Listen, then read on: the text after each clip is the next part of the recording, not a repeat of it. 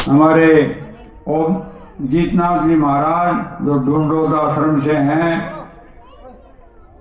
आपके यहाँ की सरपंच साहिबा अनीता जी, हमारे जिला परिषद के सदस्य बजरंग जी, आपके पूर्व सरपंच रघुवीर जी जूरिया जी, आपके पंचायत समिति सदस्य कुलहरी साहब, अमर सिंह जी जो आपके पड़ोस के ही सरपंच रहे हैं, अब हमारे जिला कांग्रेस कमेटी के एससी विभाग के संयोजक हैं। मंच का संचालन कर रहे थे दोनों महानुभाव, बहुत हनुमान जी साहब, मीणा जी, दिलीप जी साहब, जिन्होंने महेश जी काला साहब, वो तो एक काला है तो बहुत सारे काले हैं। मुझे बता रहे थे कि उनके परिवार के लोग हैं यहाँ।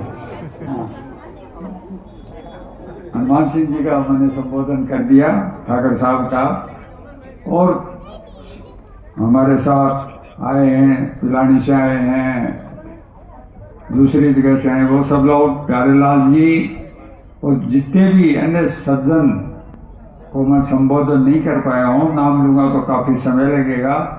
आदरणीय मंच, मेरे सामने बैठे हुए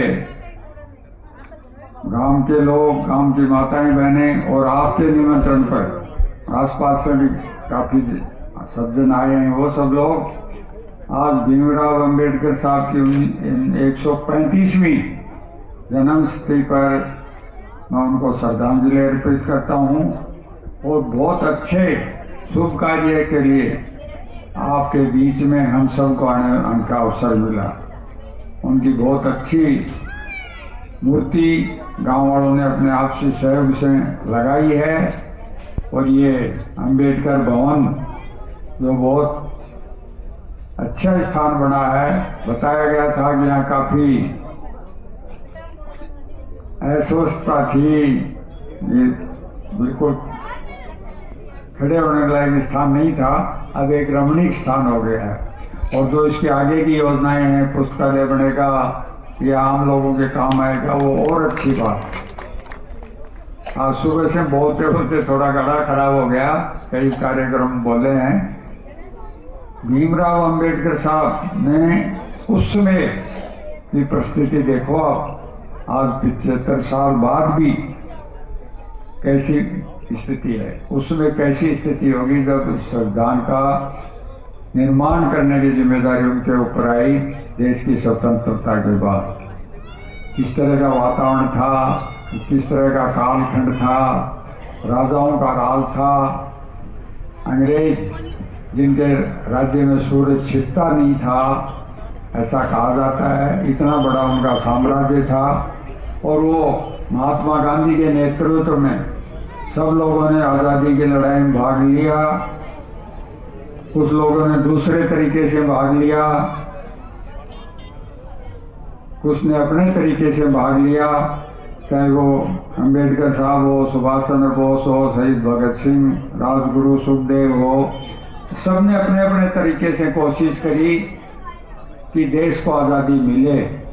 और आखिरकार हम करोड़ों देशवासियों की कुर्बानी के बाद लाखों वर्करों को जेलों में ठूंस दिया गया, उसके बाद हम स्वतंत्र हुए। और स्वतंत्र होने के बाद संविधान किस व्यवस्था से हमारा शासन व्यवस्था चले, उसके लिए संविधान सभा का गठन किया गया। अंबेडकर साहब उसमें सदस्य बन के नहीं आ पाए थे, कांग्रेस ने अपने एक सदस्य को हटाया और उनकी जगह भीमराव अंबेडकर साहब को संविधान सभा में लाए। और न केवल संविधान सभा में वो अगर उस दिन नहीं आते तो हम उनका जो इतनी विद्वत्ता थी, जो उसका लाभ नहीं उठा पाते। जितने भी हमारे बड़े बड़े नेता रहे स्वतंत्रता आंदोलन में और बाद में संविधान सभा के सदस्य बने, उन सब की शिक्षा अमूमन इंग्लैंड में हुई। और वो सब ज़्यादातर बैरिस्टर, सरदार पटेल हो, चाहे बाल गंगाधर तिलक हो, चाहे मौलाना आज़ाद हो, उस समय के अब्दुल कलाम, मौलाना आज़ाद हो, जितने भी अग्रणीय नेता थे उनका, और उन्होंने वहाँ इंग्लैंड में इस प्रणाली को देखा, संसदीय प्रणाली, पार्लियामेंट्री डेमोक्रेसी, इस शासन व्यवस्था को देखा, इससे वो प्रभावित थे। तो विधानसभा में हर वर्ग का सदस्य था, उसमें राजा भी थे, उसमें धनपति भी थे, उसमें कांग्रेस के भी लोग थे, तो उसमें दूसरे विचारधारा के भी लोग थे। भीमराव अंबेडकर साहब को सारी समीक्षा की गई कि ये दायित्व किसको सौंपा जाए। आखिर में सहमति भीमराव B.R. अंबेडकर साहब के लिए बनी, और वो भी अपनी उस जो दायित्व उनको सौंपा गया उस पर बिल्कुल खरे उतरे।